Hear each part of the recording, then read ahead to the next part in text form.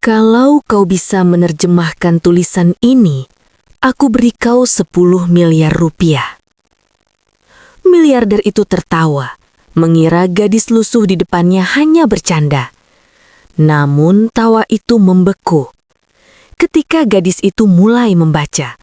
Bukan 1, bukan 2, tapi 5 bahasa sekaligus. Di dunia yang sering menilai manusia dari pakaian dan penampilan, tak semua kejutan datang dari orang berjas mahal. Kadang keajaiban justru lahir dari mereka yang paling diremehkan. Sebelum cerita luar biasa ini berlanjut, dukung terus channel ini dengan subscribe, like, dan share. Karena setiap dukungan kalian membuat kisah-kisah penuh makna seperti ini terus hidup dan menemani hari-hari kalian. Sekarang mari kita kembali ke momen saat satu kalimat sederhana mengubah tawa seorang miliarder menjadi keheningan yang memalukan. Hujan baru saja reda ketika gadis itu berdiri di depan gedung kaca setinggi puluhan lantai. Sepatunya basah, ujung rok abu-abunya menghitam karena lumpur. Di tangannya, ia menggenggam sebuah map coklat lusuh yang sudutnya sudah terlipat berkali-kali. Orang-orang berlalu lalang di belakangnya, sibuk dengan dunia masing-masing, tanpa ada satupun yang benar-benar memperhatikannya.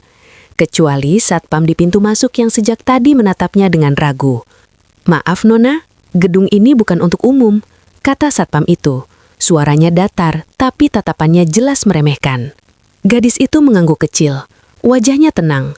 Terlalu tenang untuk seseorang yang berdiri di tempat semewah ini dengan pakaian seadanya.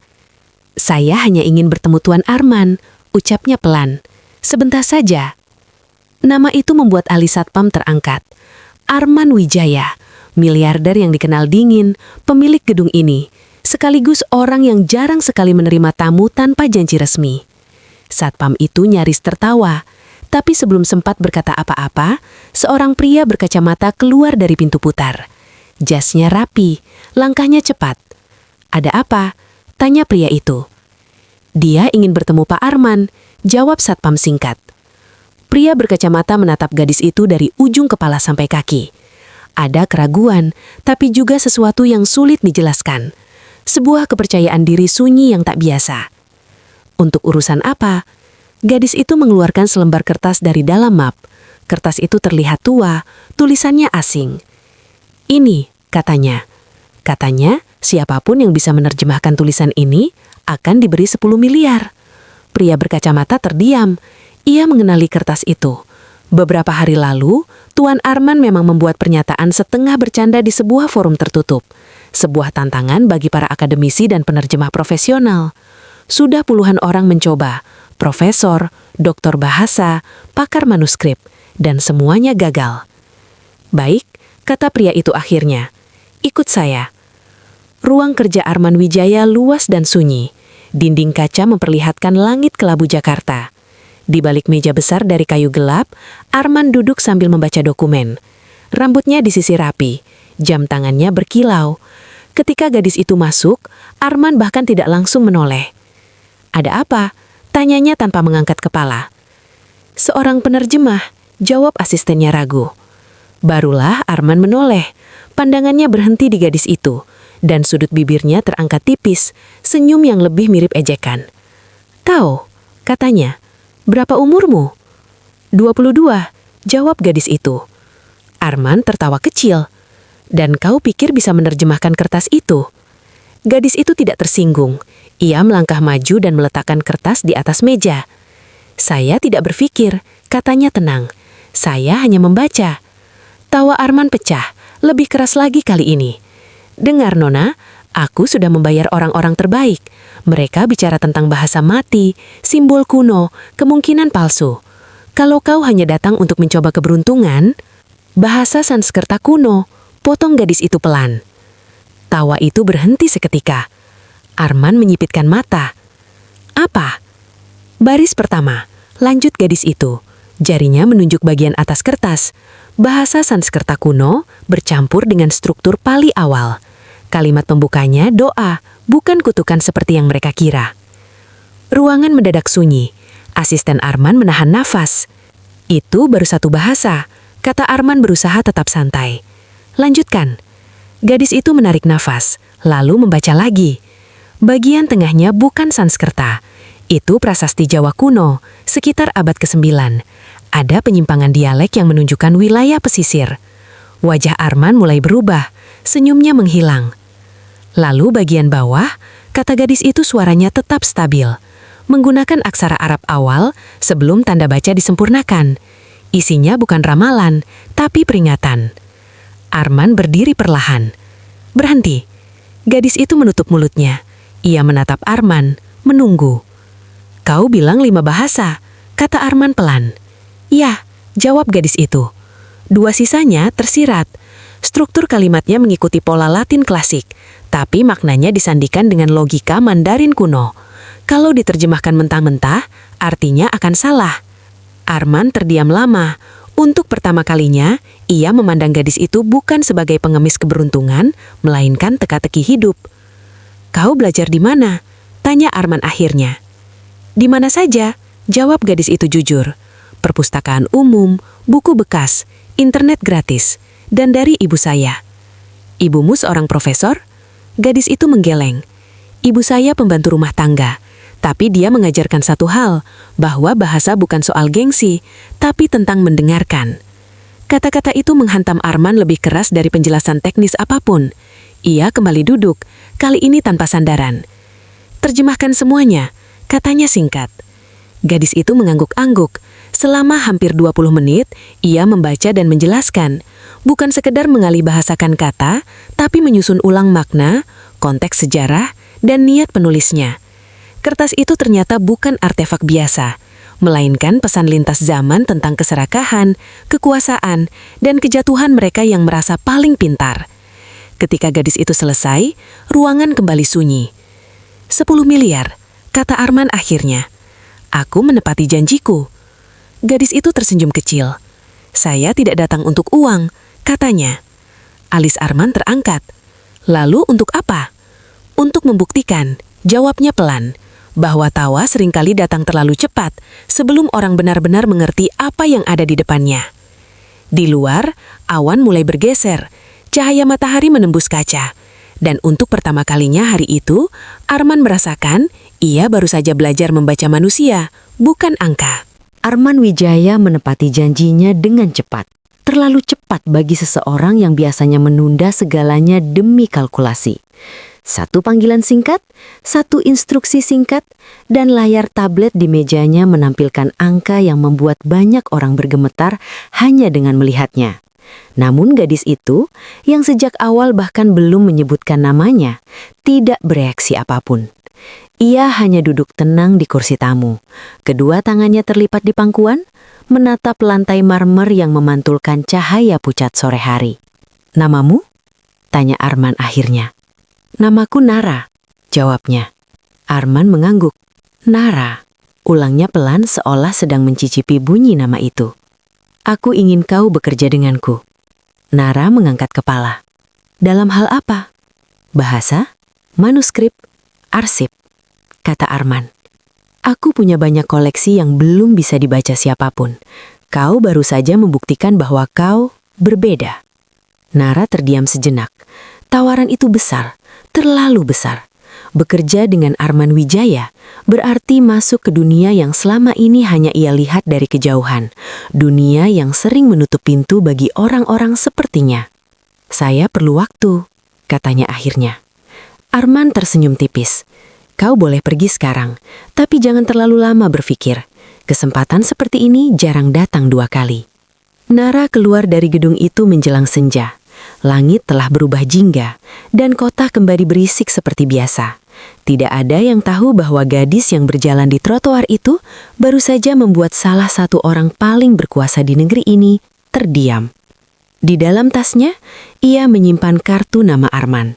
Beratnya terasa aneh, bukan karena fisiknya, melainkan karena makna di baliknya. Ia naik bus kota, duduk di dekat jendela. Pantulan wajahnya di kaca tampak lelah. Bukan hari ini saja, kelelahan itu telah lama tinggal bersamanya. Ingatan Nara melayang pada ibunya. Ibunya selalu pulang dengan tangan kasar dan bau sabun lantai. Tapi setiap malam sebelum tidur, perempuan itu akan membuka buku tua, entah dari mana asalnya, dan membaca dengan suara pelan. Kadang bahasa yang Nara pahami, kadang tidak. Tapi ibunya selalu menjelaskan, dengan sabar, dengan mata yang berbinar. Setiap bahasa adalah pintu, kata ibunya dulu. Dan orang miskin seperti kita hanya bisa berjalan jauh kalau tahu cara membuka pintu. Malam itu Nara turun di halte dekat rumah kontrakan kecil mereka. Lampu redup, dinding lembab. Ia mendapati ibunya duduk di kursi kayu, menunggunya. "Kau pulang terlambat," kata ibunya. Nara tersenyum kecil. "Aku ke gedung besar hari ini, Bu." Ibunya menatapnya penuh selidik. "Gedung besar?" Nara mengangguk. "Aku membaca tulisan." Ibunya langsung paham. Tidak ada pertanyaan berlebihan, tidak ada kekaguman palsu. Hanya satu kalimat yang membuat dada Nara menghangat. "Hati-hati," kata ibunya. "Orang berkuasa sering takut pada orang yang bisa membaca." Keesokan harinya, Arman tidak menunggu. Ia yang datang. Mobil hitam itu berhenti di depan kontrakan Nara, membuat beberapa tetangga mengintip dari balik tirai. Arman turun sendiri, tanpa pengawal, tanpa jas mewah, hanya kemeja putih sederhana. "Kau tinggal di sini?" tanya Arman. "Ya," jawab Nara. Arman menatap sekitar. Tidak ada penghinaan di matanya, tapi ada sesuatu yang lebih berbahaya. Rasa ingin tahu. "Aku sudah mencari latar belakangmu. Tidak ada catatan akademik, tidak ada gelar, tapi ada jejak digital yang menarik. Forum bahasa mati, arsip daring, komentar panjang yang sering diabaikan orang." Nara menatapnya. Dan aku sadar satu hal. Aku tidak mengundangmu kemarin. Kau yang masuk ke duniaku tanpa izin." Nara tidak menyangkal. "Aku ingin tahu," lanjut Arman. "Kenapa kau benar-benar datang?" Nara menarik nafas. "Manuskrip itu," katanya, "bukan milik Anda." Arman berhenti langkah. "Itu milik seseorang yang mencoba memperingatkan dunia, dan Anda menertawakannya." Sunyi turun di ruang sempit itu. "Kalau kau bekerja denganku," kata Arman akhirnya, suaranya lebih pelan dari biasanya, "kau akan punya akses ke semuanya. Kau bisa memastikan tak ada peringatan yang salah dibaca." Nara menatap ibunya. Perempuan itu hanya mengangguk sedik. "Aku setuju," kata Nara, "dengan satu syarat." "Apa?" "Tidak ada naskah yang dikunci hanya karena tidak menguntungkan. Bahasa bukan alat kekuasaan, itu jembatan." Arman terdiam lama. Lalu untuk kedua kalinya dalam 2 hari, ia mengangguk tanpa tertawa. Malam itu di ruang arsip pribadi Arman, Nara berdiri di antara rak-rak tinggi penuh dokumen kuno. Cahaya lampu redup menyorot lembaran-lembaran sejarah yang hampir dilupakan. "Ini baru permulaan," kata Arman dari belakangnya. Nara menyentuh salah satu map dengan hati-hati. Ia bisa merasakan denyut lama yang familiar, bahasa yang menunggu untuk didengar. Dan untuk pertama kalinya sejak lama, ia tahu satu hal dengan pasti. Tawa kemarin hanyalah pembuka. Pertarungan sesungguhnya baru saja dimulai. Lampu-lampu kecil menyala sepanjang malam, memantulkan bayangan rak besi yang dipenuhi map dan peti kayu tua. Bau kertas usang bercampur logam memenuhi udara, seperti napas masa lalu yang tak pernah sempat selesai bercerita. Nara berdiri di tengah ruangan, perlahan menyadari bahwa tempat ini bukan sekadar gudang koleksi, melainkan medan sunyi tempat banyak kebenaran dikubur rapi. Arman Wijaya berdiri beberapa langkah di belakangnya, tangan diselipkan ke saku celana. "Tidak banyak orang yang betah di sini," katanya. "Sebagian merasa pusing, sebagian lagi takut." Nara tidak menoleh. Jemarinya menyentuh punggung sebuah map berlabel angka dan huruf acak. "Karena bahasa tidak pernah netral," jawabnya. "Ia selalu membawa niat." Arman terdiam. Kalimat itu seperti menyingkap sesuatu yang selama ini ia abaikan. Malam pertama itu Nara tidak langsung bekerja. Ia hanya berjalan perlahan, membaca judul, mencatat simbol, memperhatikan jenis kertas dan tinta. Seperti seseorang yang masuk ke hutan tua, ia tahu Langkah pertama bukanlah berlari, melainkan mendengarkan. Ada satu naskah, kata Arman akhirnya, yang selalu membuatku ragu. Ia mengeluarkan sebuah peti kecil dari lemari baja yang terkunci. Kuncinya berputar pelan, seolah enggan membuka rahasianya sendiri. Di dalamnya, tergeletak gulungan kain tipis dengan cap merah yang hampir pudar. Naskah ini dibeli ayahku puluhan tahun lalu. Ia bilang isinya bisa mengubah arah bisnis keluarga, tapi ia meninggal sebelum sempat memahaminya. Nara menerima gulungan itu dengan hati-hati. Begitu kain terbuka, matanya menyempit. Bukan karena sulit, melainkan terlalu jelas. Ini bukan tentang bisnis, katanya pelan. Arman menatap. Lalu tentang apa? Pengakuan dan penebusan. Pekerjaan Nara bermulai keesokan harinya. Ia diberi ruang kecil di sisi arsip, meja kayu sederhana, lampu baca, dan kebebasan yang tidak biasa. Tidak ada tenggat waktu, tidak ada interupsi. Arman hanya meminta satu hal, kejujuran penuh. Namun kebebasan itu justru menarik perhatian. Pada hari ketiga, 2 orang datang ke arsip tanpa pemberitahuan. Seorang pria berambut perak dengan setelan mahal dan seorang perempuan dengan tatapan tajam yang terlalu tenang. Ini dewan internal, bisik asisten Arman kepada Nara. Mereka tidak suka kejutan. Pria berambut perak tersenyum ramah, tapi matanya menilai. Jadi inikah gadis yang membuat Pak Arman mengubah jadwal hidupnya? Nara berdiri. Saya hanya membaca. Semua orang membaca, tidak semua orang didengarkan. Arman masuk tepat waktu. Dia bekerja atas izinku, katanya singkat, dan hasilnya milikku. Untuk saat ini, tapi beberapa naskah di sini punya dampak hukum, sejarah, reputasi. Nara memahami maksudnya. Ada kebenaran yang mahal dan ada kebenaran yang berbahaya. Apa yang kau temukan sejauh ini? Tanya perempuan itu menatap Nara langsung. Nara tidak menjawab cepat. Ia memandang Arman, bukan untuk meminta izin, melainkan memastikan satu hal, apakah ia siap mendengar. Naskah-naskah ini, kata Nara akhirnya, bukan sekadar artefak.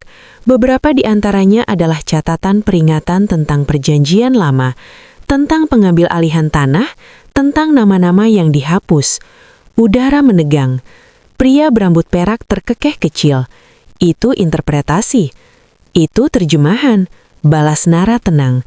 Perbedaannya jelas. Setelah mereka pergi, Arman berdiri lama di depan jendela. Kamu akan mencoba menghentikan kamu, katanya tanpa menoleh. Bukan karena kau salah, tapi karena kau tepat. Nara mengangguk. Ia sudah tahu sejak awal. Malam berikutnya, Nara pulang lebih larut dari biasanya. Di kontrakan, ia mendapati ibunya batuk keras. Wajah perempuan itu pucat, napasnya pendek. Kau harus ke dokter, kata Nara panik. Ibunya senyum lemah. Nanti. Tapi, dengar, potong ibunya pelan. Apapun yang kau baca di sana, jangan biarkan mereka membungkamu. Nara menggenggam tangan ibunya, merasakan getar halus yang membuat dadanya sesak.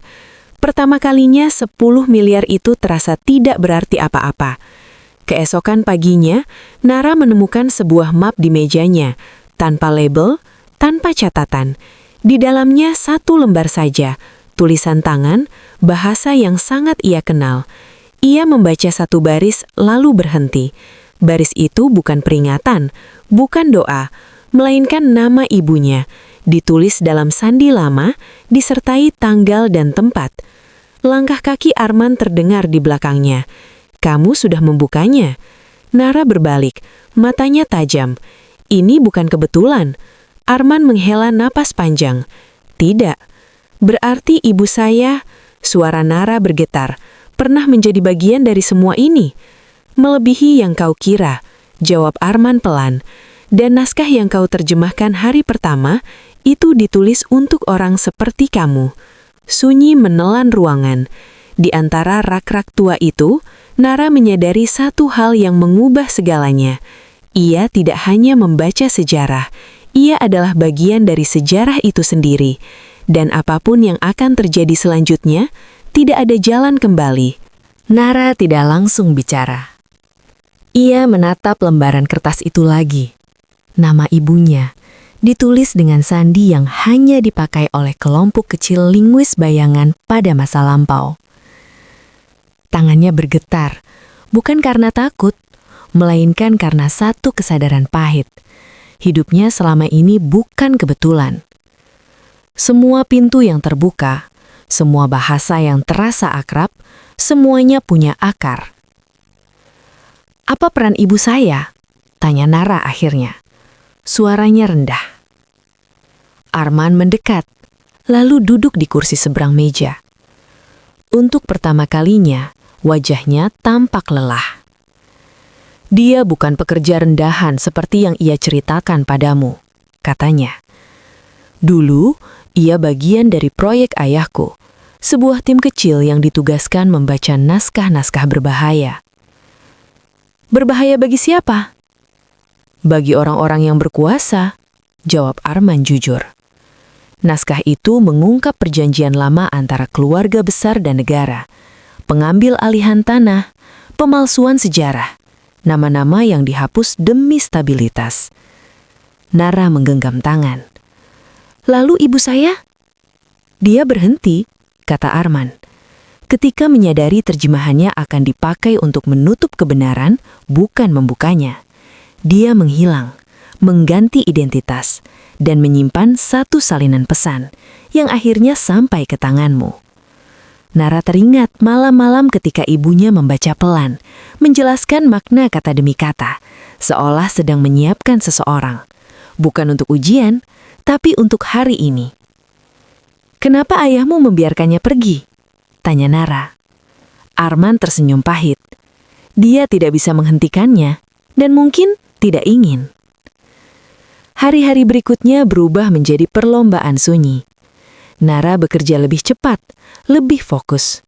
Ia membuka naskah demi naskah, menyusun potongan-potongan sejarah seperti puzzle yang sengaja diacak.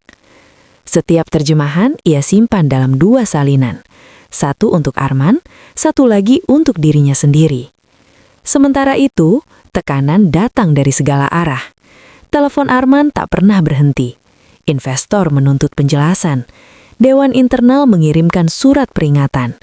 Bahkan ada tawaran kerjasama untuk Nara. Beasiswa luar negeri, kontrak penelitian, uang dalam jumlah yang tak masuk akal. Semua dengan satu syarat, berhenti menerjemahkan naskah tertentu. "Kau menolak semuanya," kata Arman suatu malam. "Kenapa?" "Karena bahasa tidak boleh dibeli," jawab Nara singkat. Arman mengangguk pelan. Ia mulai memahami mengapa ayahnya dulu gagal menghentikan ibu Nara. Di rumah, kondisi ibunya memburuk. Nara sering pulang larut, lalu terbangun dini hari oleh batuk yang semakin berat. Dokter menyebutkan nama penyakit yang panjang, biaya yang tidak singkat. Nara hampir tergoda, hampir untuk menerima satu saja dari tawaran itu. Namun setiap kali ragu, ia teringat kalimat ibunya. "Jangan biarkan mereka membungkamu." Suatu malam ibunya memanggil Nara ke sisi ranjang. "Kau sudah tahu semuanya," katanya lirih. Nara menggeleng. "Belum, masih banyak yang belum kubaca." Ibunya tersenyum tipis. "Cukup untuk memilih." Puncaknya datang lebih cepat dari yang mereka kira. Suatu pagi, arsip digerebek. Bukan polisi berseragam, melainkan orang-orang dengan surat perintah khusus. Beberapa map disita, beberapa rak disegel. "Ini penghentian sementara," kata pria berambut perak dari Dewan Internal. "Demi stabilitas." Nara berdiri di antara mereka. Stabilitas yang dibangun dari kebohongan akan runtuh. Pria itu tersenyum dingin. "Itu sebabnya kami di sini." Arman melangkah maju. "Semua terjemahan yang sah sudah ada padaku." "Dan padaku," tambah Nara pelan. Tatapan pria itu berubah tajam. Malam itu, listrik di arsip padam selama beberapa menit. Cukup bagi Nara untuk mengirim satu paket data, terjemahan lengkap, catatan konteks, dan bukti silang ke beberapa alamat yang sudah disiapkan ibunya bertahun-tahun lalu. Ketika listrik kembali, semuanya tampak normal. Terlalu normal. Keesokan harinya, berita mulai muncul. Awalnya kecil, blog, forum, lalu media nasional. Nama keluarga besar, perjanjian lama, dokumen pendukung. Telepon Arman berdering tanpa berhenti. "Kau melakukannya," kata Nara kepada Arman, setengah kagum, setengah cemas. "Aku hanya membaca," jawab Nara. Di rumah, ibunya menatap layar televisi dengan mata berkaca-kaca. "Akhirnya," katanya pelan. Nara menggenggam tangannya. "Aku tidak tahu apa yang akan terjadi setelah ini." Ibunya tersenyum lemah. "Itu bukan tugasmu. Tugasmu hanya satu, membuka pintu." Di luar, sirine terdengar jauh. Kota bergerak menuju sesuatu yang tak bisa ditarik kembali.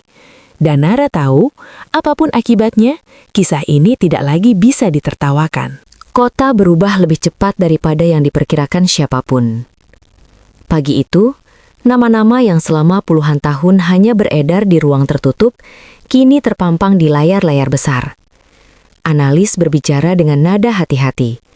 Politikus menghindari pertanyaan. Sejarah yang selama ini terasa kokoh mendadak rapuh, seperti dinding tua yang disentuh cahaya.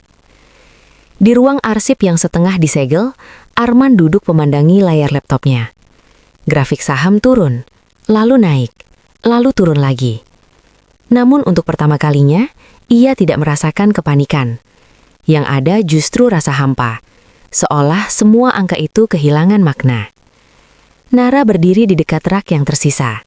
Ia membaca ulang satu terjemahan terakhir, memastikan tidak ada satu kata pun yang keliru. "Mereka akan mencari kambing hitam," katanya tanpa menoleh. "Aku sudah siap," jawab Arman. "Aku tahu resikonya sejak memilih berpihak." Nara menoleh. "Bukan Anda yang mereka cari." Arman menghela nafas. "Aku tahu." Sore itu 2 mobil berhenti di depan kontrakan Nara. Tetangga mengintip. Pintu diketuk dengan sopan. Terlalu sopan untuk membawa kabar baik. Nara membuka pintu. 2 orang berdiri di luar, menunjukkan identitas yang tidak menyebutkan lembaga secara jelas. "Kami ingin berbicara," kata salah satunya. Ibunya menatap dari balik pintu kamar. Nara mengangguk, lalu menutup pintu dengan pelan. Pembicaraan berlangsung singkat dan dingin. Mereka menawarkan perlindungan, pemindahan, hidup baru. Asal Nara bersedia menandatangani pernyataan yang meragukan keabsahan terjemahan tertentu. "Hanya sementara," kata mereka, "sampai situasi stabil." "Stabil bagi siapa?" tanya Nara. Tidak ada jawaban. Ketika mereka pergi, Nara duduk lama di lantai. Ibunya keluar perlahan dan duduk di sampingnya. Mereka selalu datang dengan kata-kata halus, karena kebenaran tidak bisa dipaksa, hanya bisa dibujuk. "Aku lelah, Bu," bisik Nara. Ibunya menggenggam tangannya. "Lelah tanda kau berjalan di jalan yang benar." Malamnya Arman menghubungi Nara. Suaranya pelan, tapi tegang. Dewan internal memecah diri. Ada yang mendukung, ada yang ingin menutup semuanya. Besok akan ada konferensi pers. "Dan Anda?" tanya Nara. "Aku akan bicara. Terang." Nara terdiam. "Itu akan membuat Anda sendirian." Arman tersenyum tipis, meski Nara tidak melihatnya. "Aku sudah lama sendirian. Bedanya sekarang aku tidak bersembunyi." Konferensi pers itu singkat tapi menggetarkan. Arman berdiri tanpa naskah. Ia mengakui kepemilikan arsip, memaparkan proses terjemahan, dan menyebut satu nama, bukan untuk disalahkan, melainkan untuk dihormati. Ibu Nara, seorang penerjemah yang memilih kebenaran meski harus menghilang. Ruangan hening, kamera-kamera menyala. "Dan Nara," lanjut Arman, "bukan senjata, dia cermin." Kalimat itu menyebar lebih cepat daripada klarifikasi apapun. Namun malam selalu membawa bayangannya sendiri. Ketika Nara pulang, rumah kontrakan gelap, lampu mati, pintu kamar ibunya terbuka. Panik menyergap, lalu reda ketika ia melihat ibunya tertidur. Nafasnya teratur meski lemah. Di meja kecil ada amplop coklat. Di dalamnya, satu lembar tulisan tangan. "Jika kau membaca ini, berarti aku tidak lagi bisa berbicara panjang. Jangan sedih, bahasa selalu menemukan penuturnya. Kau adalah penuturku. Air mata Nara jatuh tanpa suara.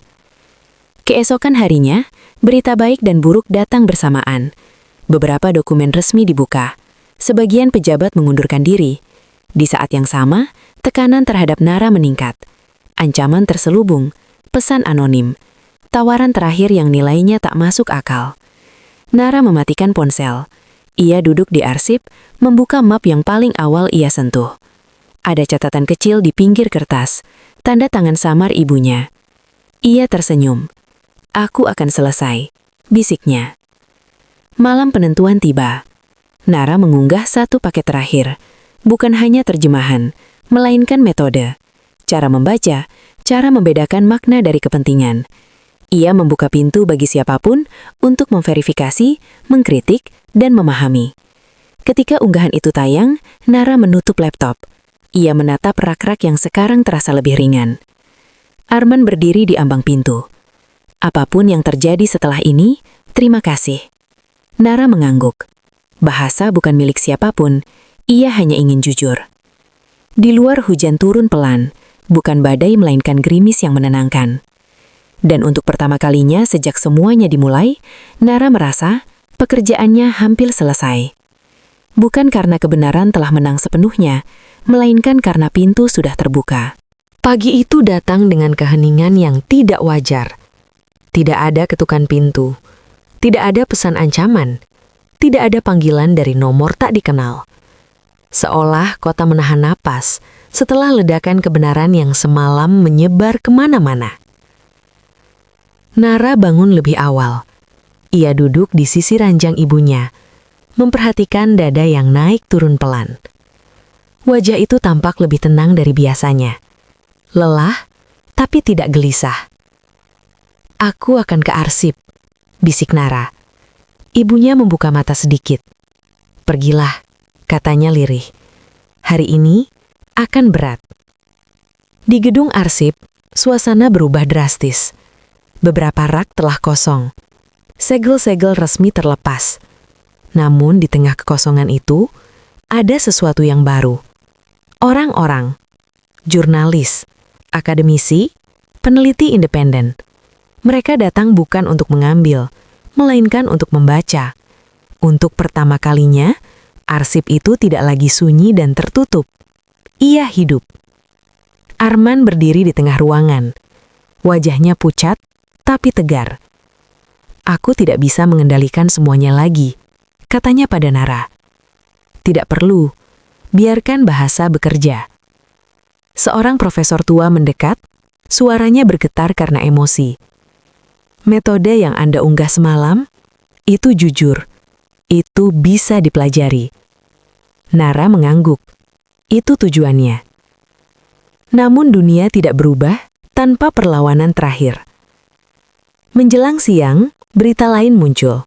Tuduhan balik, dokumen tandingan, narasi baru yang berusaha mengaburkan yang lama. Media terbelah, publik bingung. Di tengah kekacauan itu, satu video beredar. Potongan lama wawancara Ibu Nara direkam diam-diam bertahun-tahun lalu. Suaranya pelan, tapi jelas. Bahaya terbesar bukan kebohongan, kata perempuan itu di layar. Video itu menjadi jangkar. Perdebatan mulai beralih dari sensasi ke metode. Dari siapa ke bagaimana. Nara menatap layar, matanya basah. Ibu selalu selangkah lebih dulu, gumamnya. Sore hari telepon Arman berdering. Kali ini berbeda. Ia mengangguk pelan, lalu menutup panggilan. Beberapa orang akan diperiksa resmi, termasuk aku. Nara menatapnya. Apakah Anda menyesal? Arman tersenyum tipis. Aku menyesal tertawa. Kejujuran itu cukup. Malamnya, Nara pulang lebih cepat. Rumah kontrakan terasa sunyi. Ia mendapati ibunya terjaga, menatap jendela. Kau membuka pintunya, kata ibunya tanpa menoleh. Kita membuka, koreksi Nara lembut. Ibunya tersenyum. Tidak, aku menyiapkan kuncinya. Kau yang memutarnya. Nara menggenggam tangan itu lebih erat dari biasanya. Istirahatlah. Sebentar lagi, jawab ibunya pelan. Aku tenang sekarang. Keesokan paginya, Nara terbangun oleh cahaya lembut. Ia tahu sebelum memeriksa. Ia duduk lama, menahan duka yang datang tanpa suara. Di meja kecil, ada satu buku tua terbuka. Di halaman terakhir, satu kalimat ditulis rapi. Jika suatu hari mereka menertawakanmu, biarkan. Tugasmu bukan membungkam tawa, melainkan membuatnya berhenti sendiri. Nara menutup buku itu perlahan. Hari pemakaman sederhana. Tidak ada pidato panjang, tidak ada nama besar. Hanya beberapa orang yang tahu apa arti kepergian itu bagi dunia. Arman berdiri agak jauh. Setelah semua selesai, ia mendekat. Apa yang akan kau lakukan sekarang? Nara menatap tanah yang masih basah. Membaca, mengajar, katanya. Arman mengangguk. Jika kau butuh apapun, Nara tersenyum tipis. Aku sudah punya. Beberapa bulan kemudian, sebuah ruang kecil dibuka di kota. Perpustakaan terbuka dengan kelas bahasa gratis. Di dindingnya, tidak ada foto tokoh besar. Hanya satu kalimat sederhana. Bahasa adalah jembatan. Silakan menyeberang. Dan di suatu tempat, entah di gedung kaca atau di gang sempit, orang-orang berhenti tertawa terlalu cepat. Karena kini, mereka belajar membaca lebih dulu. Perpustakaan kecil itu tidak pernah benar-benar ramai, tapi juga tidak pernah kosong. Pagi hari, anak-anak duduk bersila membaca buku bergambar. Siang hari, mahasiswa datang membawa catatan kusut. Malam hari, pekerja lelah singgah, sekadar membuka halaman dan menghela napas. Tidak ada papan nama besar, tidak ada sponsor. Hanya sebuah ruangan dengan rak kayu sederhana dan meja panjang yang selalu penuh bekas coretan. Di sudut ruangan, Nara duduk dengan buku terbuka. Rambutnya diikat seadanya. Wajahnya lebih tenang meski ada garis kelelahan yang tidak pernah benar-benar pergi. Ia sedang menjelaskan satu kalimat pendek. Terjemahan bukan tentang mengganti kata. Katanya kepada 5 orang di depannya. Tapi tentang memindahkan tanggung jawab makna. Seorang pemuda mengangkat tangan. Kalau salah? Nara tersenyum tipis. Kalau salah kita akui. Bahasa yang jujur selalu memberi ruang untuk diperbaiki. Di luar sana, dunia belum sepenuhnya berubah. Sebagian kasus masih berjalan lambat. Sebagian kebenaran masih diperdebatkan. Nama-nama besar masih berusaha menyelamatkan diri dengan cara lama. Namun ada satu hal yang tidak bisa ditarik kembali. Cara membaca orang-orang telah berubah. Artikel tidak lagi ditelan mentah. Dokumen ditanya asal-usulnya. Terjemahan diperiksa metodenya. Publik tidak lagi puas dengan siapa yang berbicara. Mereka ingin tahu bagaimana sesuatu diterjemahkan. Dan itu cukup. Suatu sore, Arman datang tanpa pengumuman. Ia berdiri di ambang pintu perpustakaan. Tidak lagi dengan jas mahal, melainkan kemeja sederhana. Rambutnya mulai beruban lebih jelas. Ketika Nara melihatnya, ia tidak terkejut. Aku hanya lewat, kata Arman. Nara mengangguk. Silahkan duduk. Mereka duduk berhadapan, tanpa meja pempisah. Di antara mereka, hanya buku-buku yang sudah lusuh oleh tangan banyak orang. Aku mengundurkan diri dari sebagian besar bisnis. Sisanya kuletakkan di yayasan arsip terbuka, tanpa namaku. Nara menatapnya lama. Kenapa? Arman tersenyum pahit. Karena aku akhirnya paham, ada hal yang tidak boleh dimiliki. Sunyi sebentar. Kau baik-baik saja? Tanya Arman. Nara mengangguk. Masih belajar. Itu jawaban terbaik, katanya. Sebelum pergi, Arman berhenti sejenak. Tentang hari itu, katanya pelan. Saat aku tertawa terlalu cepat. Nara menatapnya tenang. Semua orang pernah tertawa terlalu cepat. Arman mengangguk, lalu pergi tanpa menoleh lagi. Malam itu Nara menutup perpustakaan lebih lambat. Ia membereskan buku satu persatu. Ketika hendak mematikan lampu, matanya tertumbuk pada satu rak kecil. Rak yang ia dedikasikan untuk satu orang. Di sana buku-buku tua ibunya tersusun rapi. Di halaman depan salah satunya, tulisan tangan yang familiar masih jelas. Bacalah dengan jujur, dunia akan mengujimu bukan bahasamu. Nara menyentuh halaman itu, lalu menutup buku dengan pelan. Beberapa minggu kemudian, sebuah undangan datang. Konferensi internasional, tawaran posisi, angka yang besar, nama yang bergengsi. Nara membaca, lalu menyimpannya di laci tanpa dijawab. Sebagai gantinya, ia menulis satu pengumuman kecil di papan perpustakaan. Kelas membaca naskah sulit, gratis, tidak perlu latar belakang. Yang penting, berani bertanya. Keesokan harinya, kursi-kursi terisi penuh. Suatu pagi yang cerah, seorang gadis muda berdiri ragu di depan perpustakaan. Pakaiannya sederhana, di tangannya selembar kertas tua. "Maaf, katanya di sini ada yang bisa membaca." Nara tersenyum. Ia teringat hujan, gedung kaca, dan tawa yang dulu menggema. Ia menggeser kursi, memberi ruang. "Duduklah," kata Nara lembut. "Kita baca bersama." Dan disitulah semuanya berputar. Bukan kembali ke awal, melainkan bergerak ke depan.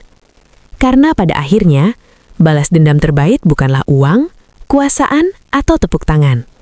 Melainkan pengetahuan yang dibagikan, tawa yang berhenti sendirinya, dan dunia yang belajar membaca sebelum menghakimi. Kisah ini mengajarkan kita satu hal sederhana, bahwa manusia seringkali tertawa bukan karena lebih tahu, tetapi karena belum mau memahami. Gadis itu tidak membalas tawa dengan kemarahan. Ia tidak membalas keraguan dengan teriakan. Ia hanya membaca dengan jujur, dengan tenang, hingga tawa itu berhenti dengan sendirinya. Jangan pernah meremehkan seseorang dari penampilannya, karena ilmu tidak selalu lahir dari bangku tinggi dan gedung megah. Terkadang, kebijaksanaan justru tumbuh di lorong sempit, di buku usang, dan di hati yang tak pernah berhenti belajar. Ingatlah, orang yang paling berbahaya bukan yang paling keras bersuara, melainkan mereka yang paham makna, tetapi memilih diam sampai waktunya tepat. Jika kisah ini menyentuh hati kalian, jika cerita seperti ini memberi makna dan pelajaran hidup, jangan lupa dukung channel ini dengan menekan tombol like, subscribe, dan share ke orang-orang terdekat kalian. Dukungan kalian adalah alasan mengapa kisah-kisah penuh makna seperti ini terus kami hadirkan untuk menemani hari-hari kalian. Terima kasih sudah menonton sampai akhir, tetap rendah hati, tetap haus ilmu, dan sampai jumpa di video selanjutnya.